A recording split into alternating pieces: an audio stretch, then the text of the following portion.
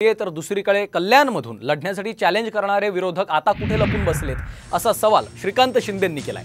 ठाकरे यांच्या अनेक नेत्यांनी चॅलेंज दिलं होतं, मात्र आता कल्याणमधून लढण्याची कुणातही हिम्मत नाही असं श्रीकांत शिंदे यांनी म्हटलेलं आहे। तर श्रीकांत शिंदे हे धनुष्यबाणावर लढणार का कमळावर लढणार असा सवाल ठाकरे गटाच्या उमेदवार वैशाली दरेकर यांनी केलाय।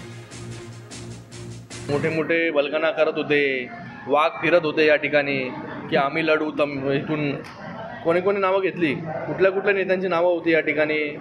आदित्य ठाकरे गेले कुठे, वरुण सरदेसाई गेले कुठे, अजून कोण नेते होते या ठिकाणी की आम्ही लढू या ठिकाणी।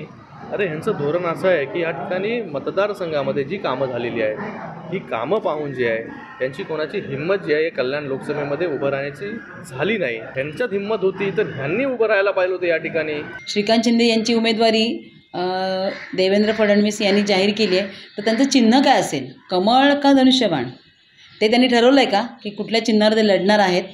आणि ह्याच्यासाठीच हा अट्टहास केला होता का, ही नामुष्की त्यांच्यावर ओढवली आहे की त्यांची उमेदवारी देवेंद्र फडणवीस जाहीर करतील?